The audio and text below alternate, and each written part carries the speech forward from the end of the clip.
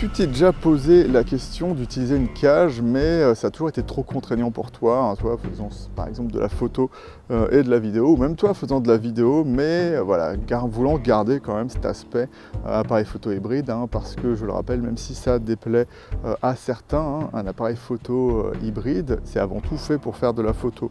Et donc ce qui est un petit peu embêtant sur certaines cages, c'est l'aspect vraiment changer l'appareil photo pour faire quelque chose de différent qui ne va pas avec l'ambition de base forcément des créateurs de cet appareil photo et vous obligeant à avoir un problème à utiliser ça en photo, devoir changer, mettre un L-bracket, donc quand vous avez besoin de la cage, remettre la cage.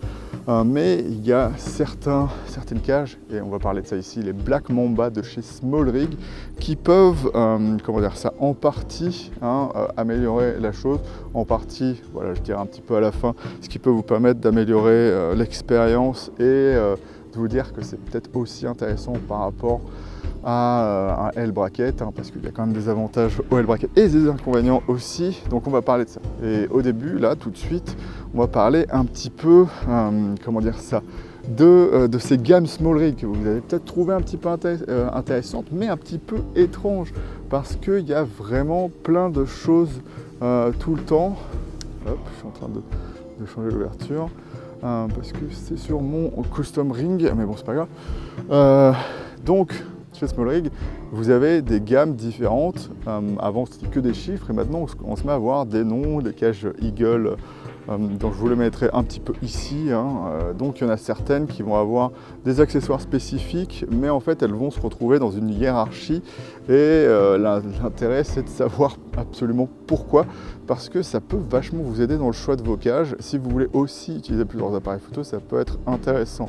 Par exemple, les Black Mamba, celles dont on va parler ici, ce que je viens de m'apercevoir en achetant deux, donc une pour mon S5 II-X et j'ai précommandé celle du R5 II qui est enfin arrivée, c'est qu'elles ont la même hauteur. Donc si vous voulez faire un rig un petit peu plus gros sur les deux caméras qui prend la même base, à savoir qu'il y a une platine Arca sur la cage, vous pouvez complètement faire ça là-dessus tout en revoyant pas la hauteur de votre rig, parce que moi j'aime bien faire des rigs multipoints où je visse une partie arrière pour pas que la cage ait à prendre absolument tout, et tout en ayant des accessoires qui peuvent être au-dessus. Là où j'ai mis un Atto qui peut servir à la fois une poignée et à la fois à mettre une autre platine pour mettre un viseur et tout ça. Et donc du coup c'est possible avec les Black Mamba. Mais si par exemple on n'a pas ça sur un Z8, c'est que les Z8 est trop grand pour accommoder une Black Mamba. Donc ça fait aussi une segmentation de gamme chez SmallRig qui vous indiquera un petit peu où vous pouvez aller avec ça, et certaines restrictions si vous utilisez plusieurs caméras et que vous avez l'habitude d'un rig particulier. Si par exemple vous avez un Z8, vous saurez que vous ne pouvez pas accorder ça sur les mêmes genres de rig, à part si c'est juste soutenu sur une platine Arca, que par exemple un R5 II ou un S5 II-X, en plus d'avoir les problèmes d'écran orientable. Et du coup, il y a quand même certaines différences. Bon, ce qui est commun, c'est cette ergonomie que je trouve vraiment intéressante, parce que je vous parlais de l'aspect appareil photo, c'est tout simplement que en fait, la cage est faite pour être la plus ergonomique possible et avoir le moins de différence avec l'expérience que vous aviez lorsque vous avez juste l'appareil photo. Sur le S5 II-X, comme la poignée est assez petite, ça change absolument rien et ça renforce un petit peu le grip, mais je dois avouer quand même que sur les R5 II, si j'avais quelque chose à dire, c'est que les petites mains, il faudra un petit peu d'habitude pour l'utiliser, mais au bout d'un moment, moi j'ai fait des photos tranquilles avec, ça pose pas de problème, c'est juste un temps d'adaptation, mais voilà, c'est quand même un petit peu plus gros. Donc on a toujours la même superposition de vis au-dessus. Donc on a du Harry 3.8, donc on a deux locking pins plus le 3.8 au milieu, donc c'est plutôt pas mal, avec un arrangement, avec le même arrangement de 1.4 autour, ce qui me permet d'avoir exactement mon rail NATO exactement au même endroit sur les deux, donc c'est assez intéressant. On a une cold shoe sur l'épaule gauche.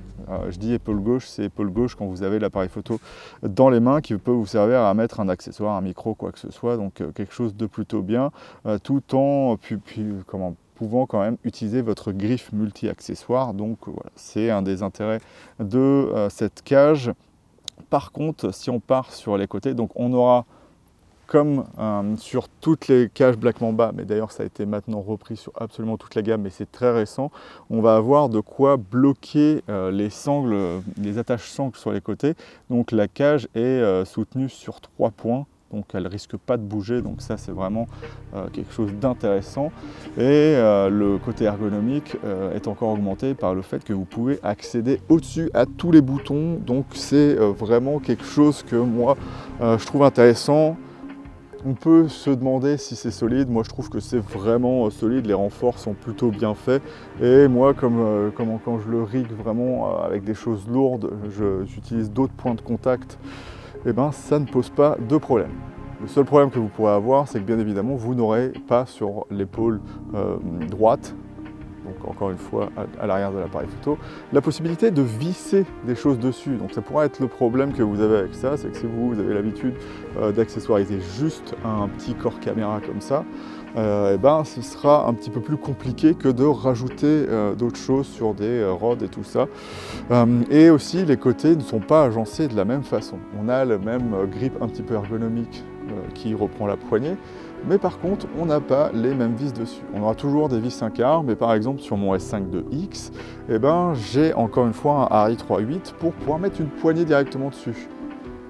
Sur le R5 II, c'est du 1.4 style RI, mais ça ne peut pas être du RI du coup, donc du coup ça va demander des accessoires spéciaux que SmallRig fait, mais c'est pas du vrai RI 3.8, donc c'est un petit peu embêtant. De l'autre côté aussi, en fait, on a sur le S5 2X un Rainato directement, que j'utilise pas parce que j'ai rajouté un Rainato plus attache tige de 15. Mais voilà, on l'a pas, donc c'est un petit peu étrange et la structure des vis est un petit peu différente. Je regarde un petit peu et oui voilà, il y a du pas Harry 1/4 sur le R5 II alors que c'est que des vis 1/4 sur le S5 II. Donc pourquoi je vous dis ça? Déjà pour que vous sachiez sur les deux, mais surtout que vous aurez des disparités suivant les modèles. Donc s'il y a des choses qui vous intéressent sur les côtés, faites bien attention. Mais après, comme il y a des vis 5/4, vous pouvez rajouter éventuellement tout ce que vous voulez sur le côté sans aucun problème, des rosettes, un petit peu n'importe quoi. Et voilà, les cages sont vraiment très intéressantes de ce côté-là.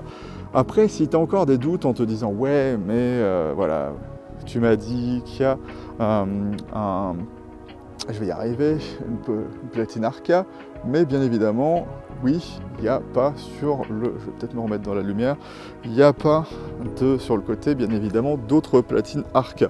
Parce que la cage est bien évidemment faite pour augmenter l'accès ou ne pas empêcher l'accès sur le côté des ports, ce qui est un problème pour moi sur la L-bracket. Et donc là, ce qui va être intéressant, c'est que tu as des vis 1/4, comme je te l'ai déjà dit, donc tu peux éventuellement remettre une platine Arca, celle de ton trépied, ou éventuellement moi, par exemple, je peux mettre celle de mon capture de Peak Design, donc c'est quelque chose de vraiment bien. Et tu te dis peut-être, ah oui, mais ça peut masquer les ports. Oui, sauf que du coup, tu as des vis de l'autre côté, donc tu peux quand même le mettre du côté de la poignée et ça n'empêchera pas normalement l'utilisation des cartes si ta platine n'est pas trop grosse. Et puis voilà, donc pour moi il n'y a pas trop de raison de ne pas aimer cette cage si tu veux à la fois faire de la photo et de la vidéo et surtout que tu ne veux pas à chaque fois te dire j'ai mon L-bracket, il faut que je change pour la cage.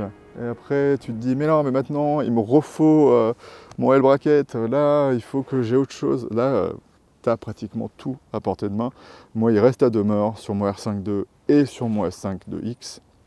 Et c'est vraiment pas mal comme ça. Surtout que je peux du coup accrocher directement une poignée sur l'appareil photo sans que ce soit l'appareil photo le support. C'est ça qui va être bien. Vous risquez pas, ce qui est arrivé à certaines personnes avec leur R6, d'avoir les griffes flash qui se barrent parce que c'est pas forcément fait pour soutenir le poids d'un appareil photo plus un boîtier, enfin plus un objectif. Donc voilà, j'espère que avec ce, hop, on va peut-être avec cette lumière qui faiblit, et comme je ne regarde pas toujours l'écran, voilà, Bon, j'espère que la vidéo t'aura plu et je vais te dire salut et à bientôt dans la chambre noire de Goupil pour une nouvelle vidéo. N'hésite pas si tu as des questions sur ça ou même sur d'autres choses. Hein. J'ai testé plusieurs choses et certains accessoires small rig, donc tu peux un petit peu m'en parler ici. Puis voilà, je vais te dire salut et à bientôt dans la chambre noire de Goupil pour une nouvelle vidéo. Et j'ai pas testé si avec tout ce métal, hein, l'appareil photo surchauffait moins, mais je vais tester ça.